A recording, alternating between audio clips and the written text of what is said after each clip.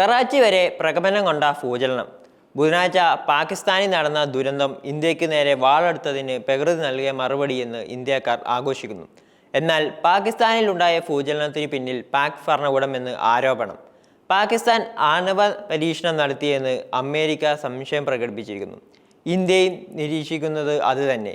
ബുധനാഴ്ച രാത്രി പാകിസ്ഥാനിൽ 4.4 തീവ്രത രേഖപ്പെടുത്തിയ ഭൂകമ്പം ഉണ്ടായത്.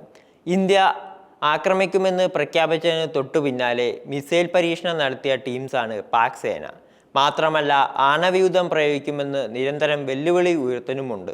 ഈ ഘട്ടത്തിൽ പാകിസ്ഥാനിൽ സംഭവിച്ചിരിക്കുന്നത് സ്വാഭാവിക ഭൂചലനം തന്നെയാണോ, അതോ ആണവ പരീക്ഷണം നടത്തിയതിൻ്റെ പ്രകമ്പനം കൊണ്ട് ഉണ്ടായ ഭൂചലനമാണോ എന്ന് ഇന്ത്യ അന്വേഷണം തുടങ്ങി.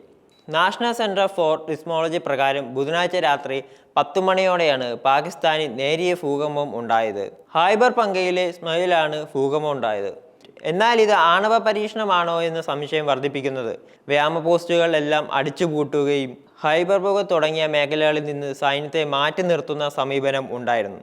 കറാച്ചി വരെ ഭൂകമ്പത്തിന്റെ പ്രകമ്പനം ഉണ്ടായത്. ഇതുകൂടാതെ നിർണായക നീക്കം കൂടി പാക് ഭരണകൂടം നടത്തിയിരുന്നു. പാകിസ്ഥാന്റെ രഹസ്യാന്വേഷണ ഏജൻസിയായ ISIയുടെ മേധാവി ലഫ്റ്റനന്റ് ജനറൽ മുഹമ്മദ് അസീൻ മാലിക്കിനെ ദേശീയ സുരക്ഷാ ഉപദേഷ്ടാവായി നിയമിച്ചു. കഴിഞ്ഞ ദിവസം നടന്ന തിരക്കിലുള്ള നീക്കമായിരുന്നു ഇത്.